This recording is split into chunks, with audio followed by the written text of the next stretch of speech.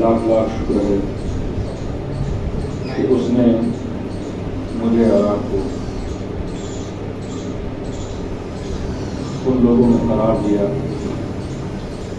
کہ جو اس کے دین کے اوپر عمل کرنے والے اور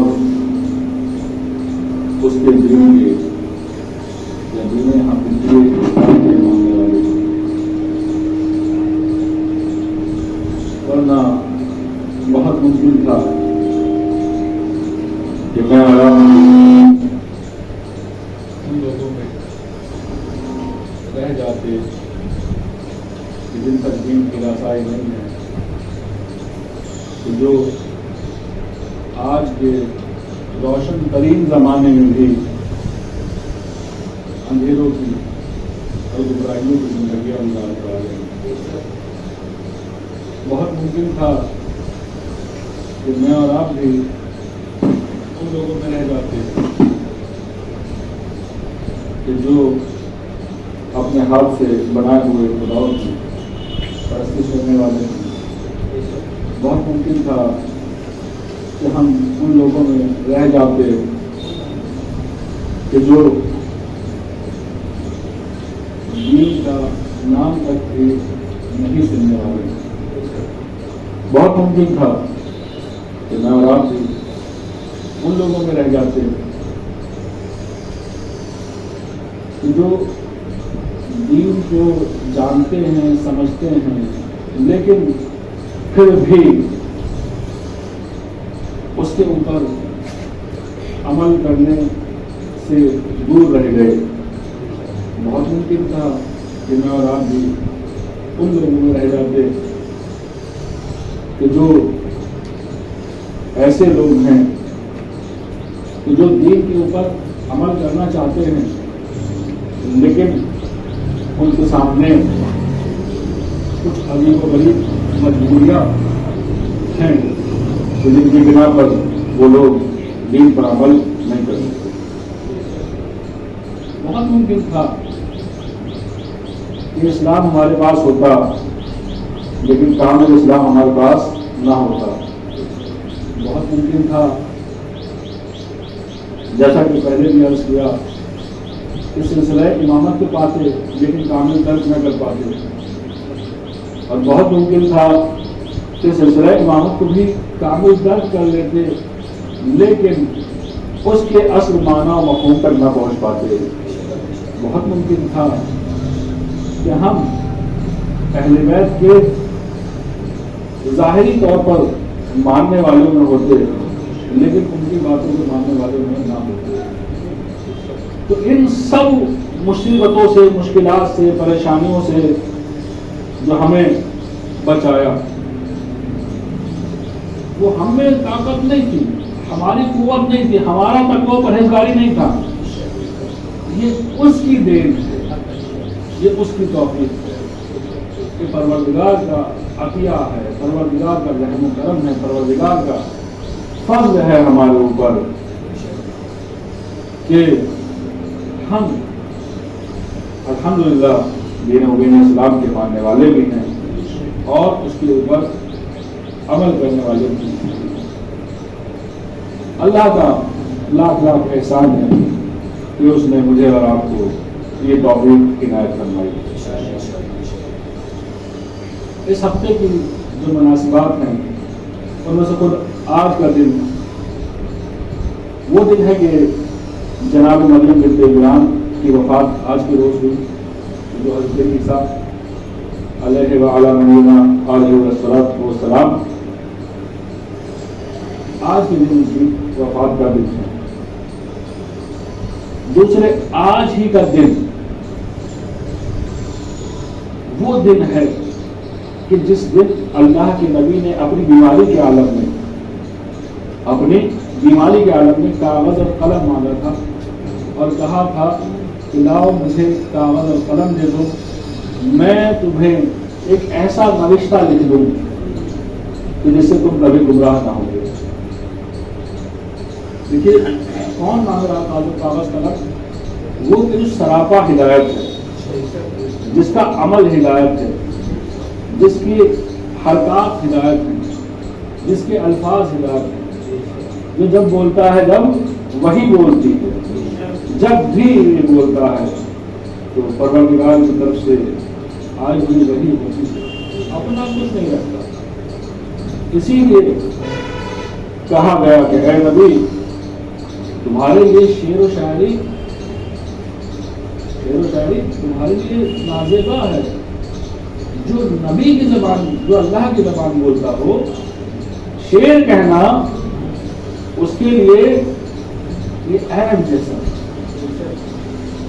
شعر کہنا اس کے لیے عیب جیسا۔ ورنہ آپ یہ جانیں کہ شعر گوئی کو کمال ہے، جو خود امیر المومنین علیہ الصلوۃ والسلام کا اشعار بھی ہمیں باقاعدہ پورا دیوان ملتا ہے، جناب ابو طالب کا دیوان ملتا ہے، امام حسن کے، دوسرے ائمہ علیہ الصلوۃ والسلام کے اشعار ہمیں ملتے ہیں، لیکن نبی کو جو شعر گوئی نہیں دی گئی، شعر آپ نے نہیں کہے، نہیں سکھلائے پروردگار عالم۔ وہ کیوں؟ کیونکہ جس زبان کے اوپر قرآن آنا ہے اس زبان کے اوپر دوسری چیزیں زیبا نہیں دیتی، اس زبان کے اوپر دوسری چیزیں مناسب نہیں ہوتی۔ اب وہ نبی کی جو سراپا ہدایت ہے وہ کہہ کے جا رہا ہے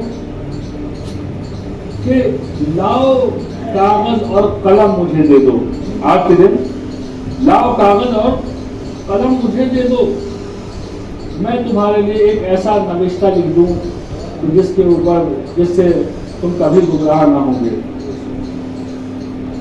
اس نبی سے دوسرے خلیفہ ملعون الدہر یہ کہتے ہیں کہ نبی معاذ اللہ کہ یہ ہذیان بکر ان کے سر کو دماغ کے اوپر بخار چڑھ گیا۔ استغفر اللہ۔ نبی وہ ہوتا ہے کہ جو اپنی عمر کے پہلے لحظے سے حتیٰ کہ جب ماں کے پیٹ میں بھی ہوتا ہے تو اپنی ماں سے گفتگو کرتے دکھائی دیتے ہیں۔ معصوم ہوتے ہیں جو اپنی ماں سے پیٹ میں سے گفتگو کرتے دکھائی دیتے ہیں۔ معصوم وہ ہوتے ہیں کہ جو زندگی میں کبھی عقل سے دور نہیں ہو سکتے، چاہے بیماری کا جو عالم ہو۔ معصوم وہ ہوتے ہیں جو ساری زندگی جب کوئی بھی کام کرتے عقل ان کا ساتھ نہیں چھوڑ سکتی۔ اور شاید یہ کہنا مناسب ہوگا کہ اگر عقل کسی سے دور ہو جائے تو عصمت اس میں آ ہی نہیں سکتی، عصمت اس میں آ ہی نہیں سکتی۔ لہذا محال ہے یہ کام کہ کبھی بھی نبی کو ہذیان بغیر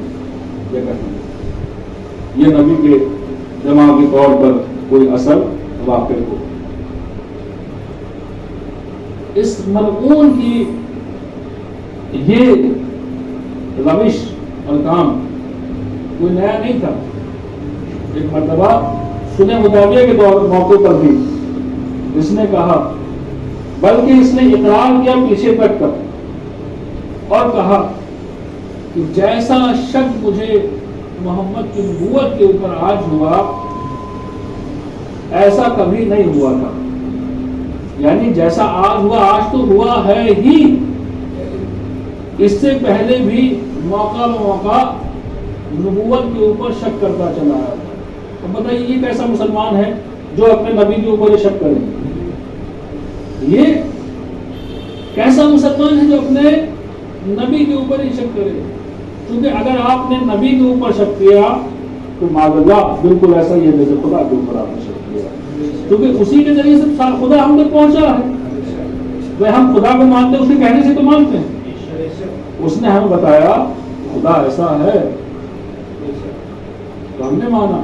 اس نے بتایا کہ جبریل آتے ہیں تو ہم نے مانا۔ اس نے نبی نے بتایا کہ قرآن موجود ہے تو ہم نے مانا۔ اس نے کہا کہ یہ قرآن ہے تو ہم نے مانا۔ اس نے کہا 1,24,000 نبی آئے تو ہم نے مانا۔ ورنہ یہ بتائیے کس نے دیکھے تھے انبیاء؟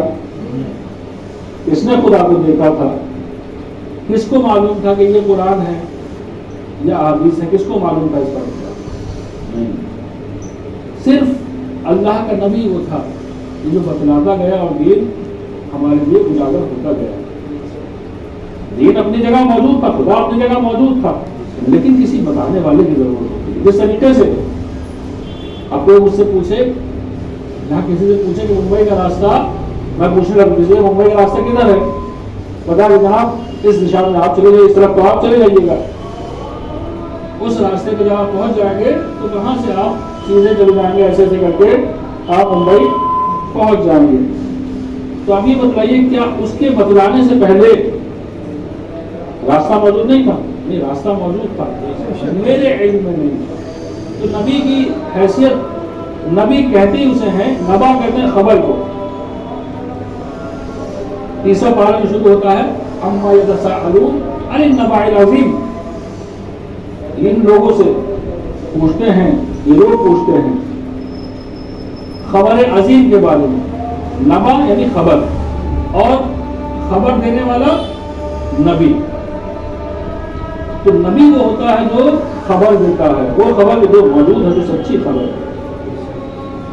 نبی جو ہوتا ہے وہ سچی خبر دیتا ہے۔ تو اب اللہ کے رسول اپنی عمر کے آخری پڑاؤ میں آ کر ایک نوشتہ لکھنا چاہتے ہیں۔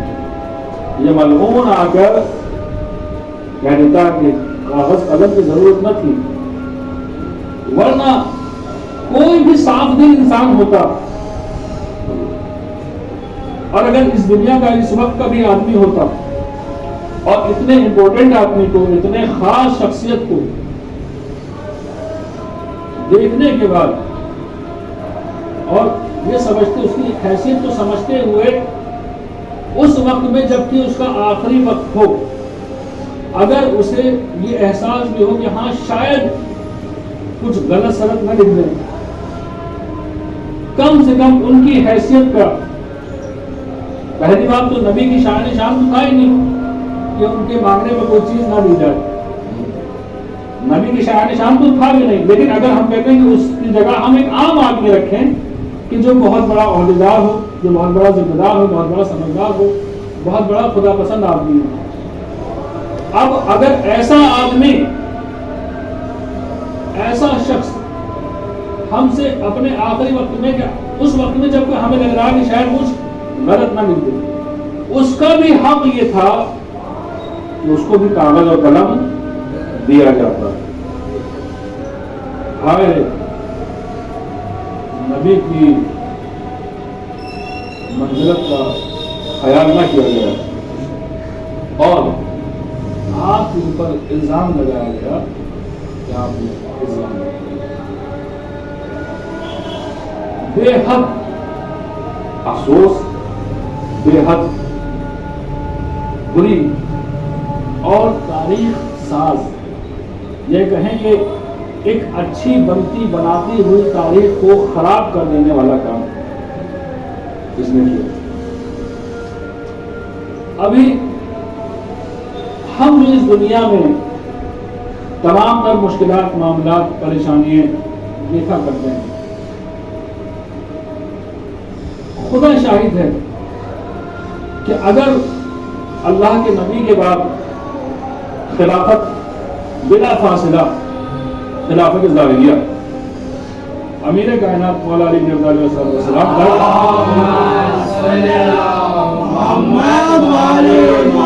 پہنچتی. تو امیر کائنات نے اپنے 4 سال کی حکومت میں کر کے دکھایا, جتنی بھی ان کی حکومت تھی, جو بھی ان کے دارالخلافت تھی, یہ کر کے دکھا کہ اس حکومت میں تمام تر کام اپنے صحیح راستے پہ. وہاں کوئی بھوکا سونے والا نہیں تھا, وہاں کوئی بھی غریب نہیں تھا, وہاں کوئی ایسا نہیں تھا کہ جسے غربت کی وجہ سے بھوکا سونا پڑتا. وہاں کوئی ایسا نہیں تھا کہ جس کے اوپر ظلم ہو رہا ہو. اور اگر یہی سلسلہ امامت بلا فاصلہ 4 سال کی زمین نہ مل رہی ان کو, بلا فاصلہ اگر آپ کو ملتا تو یقین جانیے کہ آج تک کی دنیا کا اثرات حالات بہت زیادہ الگ ہے. چونکہ جب معصوم کسی کام کرتا ہے تو اس کے کرنے کا جو بہترین انداز ہوتا ہے اس طریقے سے معصوم اس کام کا انداز ہوتا ہے.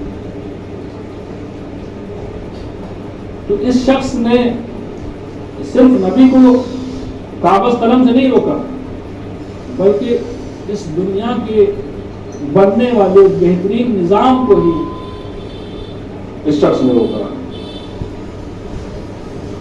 اس کے بعد کل کا دن 26 صفر, یہ دن وہ دن ہے کہ جب وفات رسول اللہ نزدیک ہے, شہادت رسول اللہ نزدیک ہے. اس وقت میں پیغمبر اکرم نے اسامہ بن زید کو حکم دیا کہ جاؤ رومیوں کے اوپر چڑھائی کرو, اس کے لیے لشکر اکٹھا کرو, اس کے لیے لشکر اکٹھا کرو. اور آبادیاں شروع ہونے لگی. رسول اسلام در حقیقت جانتے تھے کہ ادھر رحلت ہوگی, ادھر آپ دنیا سے پردہ کریں گے, ادھر آپ انتقال فرمائیں گے, ادھر بعض لوگ ہیں کہ جو شوشے کھڑے کر دیں گے. ابھی وہ ہوتا ہے جو اول دنیا سے آخر دنیا تک کی تمام باتوں کو جانتا ہے, لہذا آپ ان برائیوں کو روکنے کے لیے یہ تجویز کر رہے تھے کہ چونکہ مدینے میں فلاں اشخاص اگر رہ گئے تو یہ ضرور ان کوششوں میں لگیں گے جو خلافت میں کے معاملات میں مشکل پیش آئیں گے, مشکل پیدا کریں گے. لہذا رسول اسلام نے پہلے ہی رومیوں کی طرف سے بہت پہلے سے چاہتے تھے کہ ان سے جنگ کریں, اور کئی مرتبہ کوشش شروع کی گئی, لیکن یہ وقت ایسا تھا کہ اب ادھر بھی ضرورت تھی کہ وہاں جا کر جنگ ہو, اور ادھر یہاں سے بھی کچھ خاص افراد کو اللہ کے نبی کو مدینے سے دور کرنا. اور حتیٰ کہ نام لے لے کر اللہ کے نبی نے کہا کہ جاؤ فلاں سے کہو جاؤ, فلاں سے کہو جاؤ, فلاں سے کہو جاؤ. اور پھر ایک حدیث ارشاد فرمائی کہ خدا کی لعنت ہو اس کے اوپر جو اسامہ بن زید کے لشکر سے دور رہے, جو اس کے لشکر میں نہ جائے. اس کے باوجود بھی دیکھ رہے تھے نا کہ رسول اسلام بس چند روز کے مہمان ہیں, لہذا رکے رہے. اگر نبی کو نبی مانتے تو ایسی حرکت نہ کرتے, ایسا کام نہ کرتے. یہاں ایک قانون ہمیں اور ملا کرتا ہے خود انبیاء کی زندگی سے. اگر کوئی شخص نبی کے احکامات کے اوپر, ان کے حکم کے اوپر عمل نہیں کرتا تو جان لیجیے بھلے ہی درجہ الگ ہو, کہیں نہ کہیں اس کے عقیدہ نبوت میں، عقیدہ خدا میں کہیں نہ کہیں کمی ضرور ہے۔ اگر انسان احکام نبی کو، احکام الہیہ کو عمل کرنے میں پیچھے ہے، ان کے اوپر عمل نہیں کرتا، ان کے اوپر عمل نہیں کرتا، تو جان لیجئے کہیں نہ کہیں عقائد میں کمی ہے، عقیدے میں کمی ہے، خدا پر بھروسے میں آپ کی کمی ہے، جس کی بنا پر آپ یا میں یا کوئی بھی وہ پروردگار کے احکامات سے دور ہے، اس کے احکامات کے اوپر عمل نہیں کرتا۔ اس کے بعد 28 صفر کا روز، وہ روز جو بے حد ہی زیادہ مصیبت کا روز ہے، یہ وہ دن ہے کہ آخری نبی حضرت محمد مصطفیٰ صلی اللہ علیہ وسلم اور ان کی چہیتے نواسے امام حسن مجتبی علیہ السلام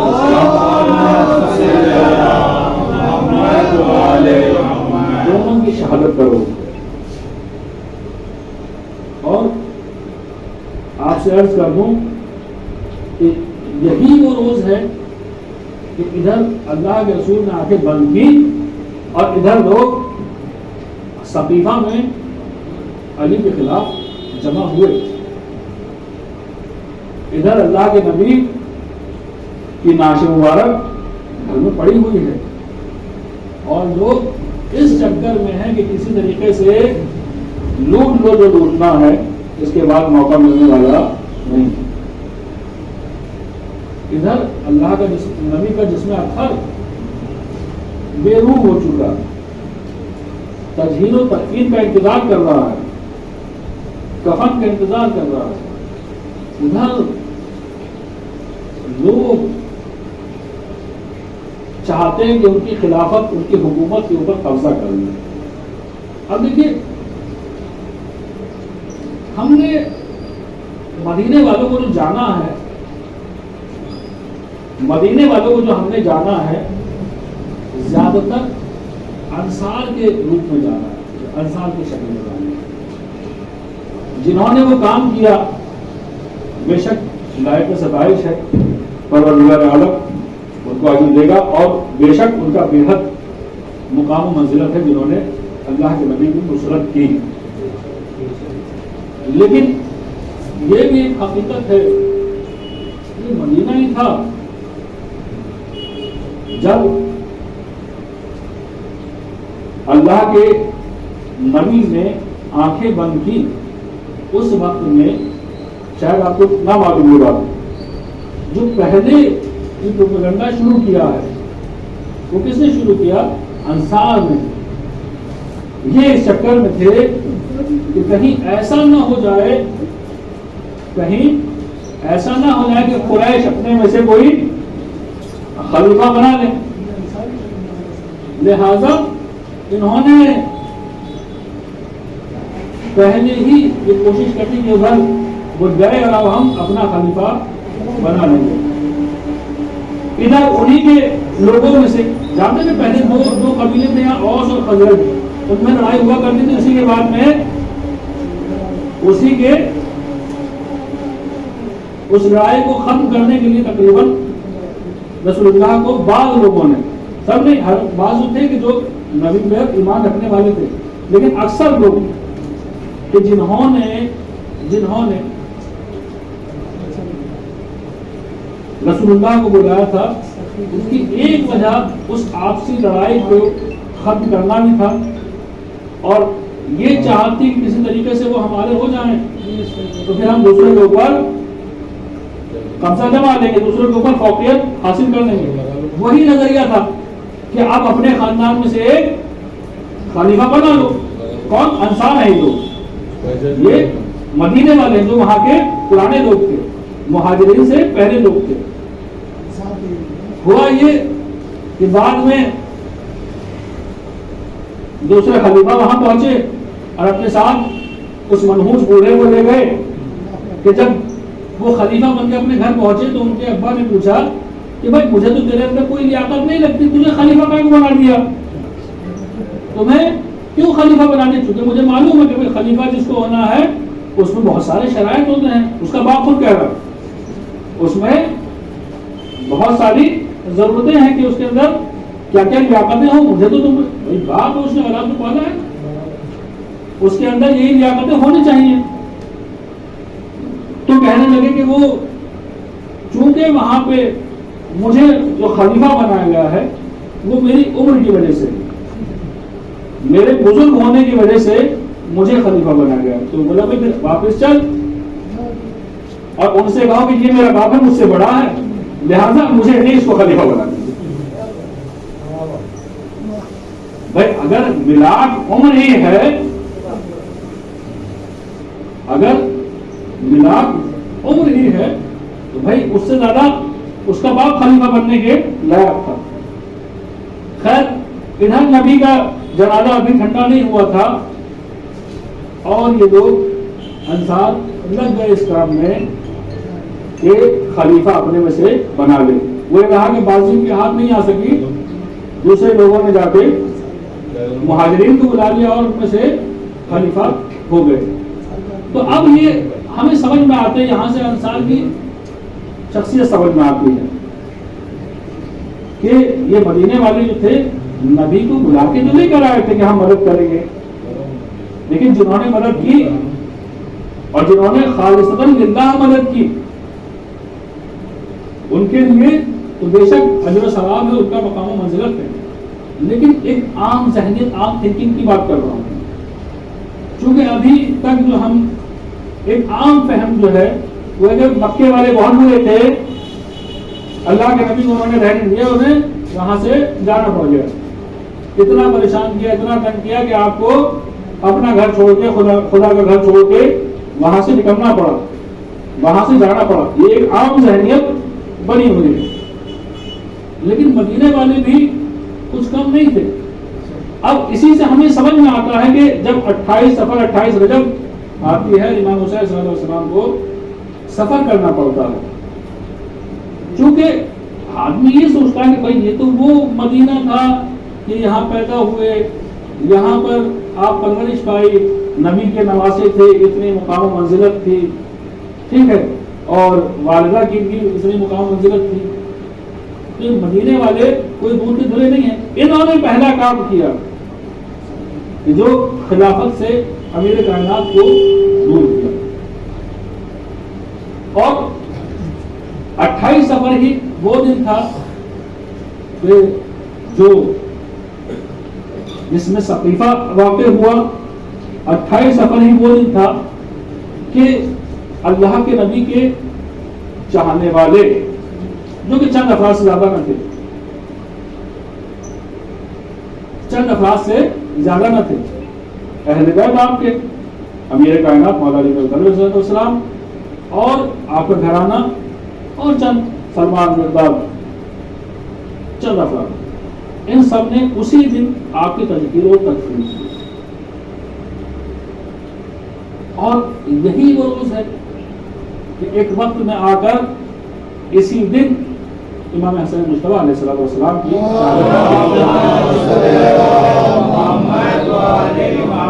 اور پھر مدینے والوں کا کردار میں آپ کی خدمت پیش کرنا چاہوں گا کہ دیکھیے پھر مدینہ کہ امام حسن کی لاش کے اوپر جنازہ آ رہا ہے دفن کرنے کے لیے, اور اس کے اوپر تیر برسا جائے, تیر برسا جائے. تو یہ تاریخی حقائق, حقیقت یہ ہے کہ ان سب کو جاننے کے لیے, سمجھنے کے لیے میرا اور آپ کا, جتنا میرا ہوتا ہے آپ کا بھی فریضہ بنتا ہے کہ زیادہ سے زیادہ کتابوں کی تلاش ان میں تلاش کریے, تاکہ جب کبھی کسی غیر سے آپ کی بات ہو تو آپ یہ نہ کہیں کہ مولانا صاحب نے خطبے میں کہا تھا, مولانا صاحب نے مجلس میں کہا تھا. کتاب آپ کے ہاتھ میں ہونی چاہیے اور وہی بہترین سرمایہ ہے. بسم اللہ الرحمن الرحیم. ان اعطینا الکوثر فصلی لربک وانحر ان شانئک هو الابتر. اللهم صل على محمد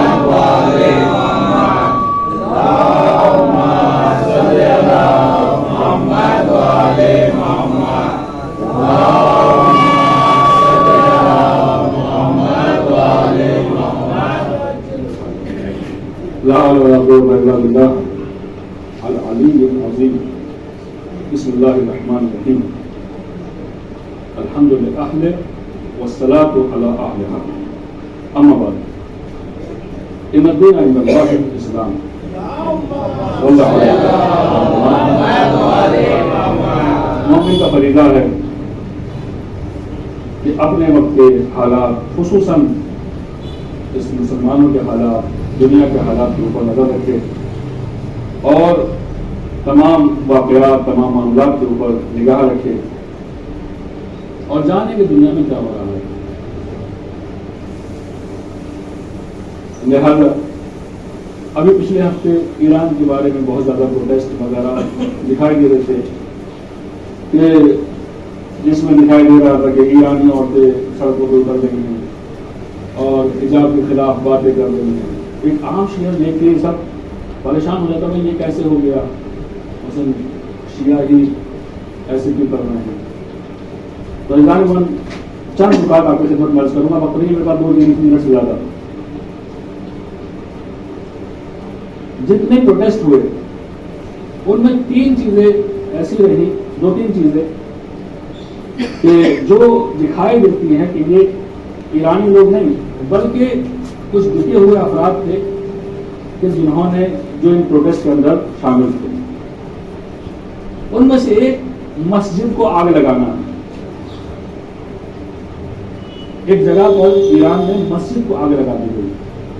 ایرانیوں کو ہم نے دیکھا ہے، ان کی زندگیوں کو ہم دیکھ رہے ہیں، ان کے اخلاق نہیں ہیں یہ کہ مسجد کو آگ لگائی جائے. ایک امام زادے کو، ان کے حرم کو آگ لگا دی گئی. ایرانی آپ لوگ انشاءاللہ جو نہیں گئے زیارت پہ انشاءاللہ جائیں، اور جو جا چکے پروردگار ہم سب سے قبول کرے. وہ دیکھا ہے کہ وہ امام زادہ بھلے ہی چند نسل بعد کے کیوں نہ ہوں، لیکن ان کے روزوں کی بے حد زیادہ اہمیت دینے والے ہیں، بے حد زیادہ ان کے اوپر حاضری دینے والے ہیں، بے حد زیادہ ان سے محبت کرنے والے ہیں.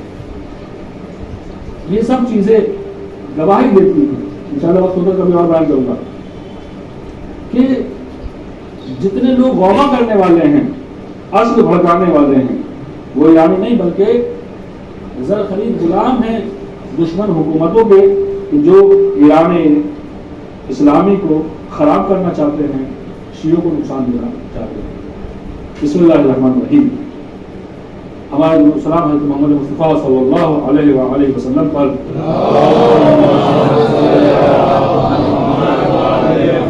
درود و سلام ہے مولا علی بن ابی طالب علیہ السلام پر، حضرت فاطمہ الزہرا سلام اللہ علیہا پر،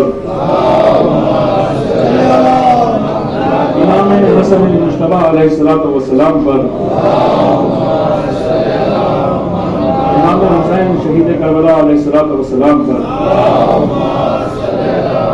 ان کی تمام اولاد طاہرہ کے اوپر، اور ہمارا درود و سلام ہو آخری امام، آخری حجت، آخری وقت کے امام حضرت امام زمان علیہ السلام کے اوپر.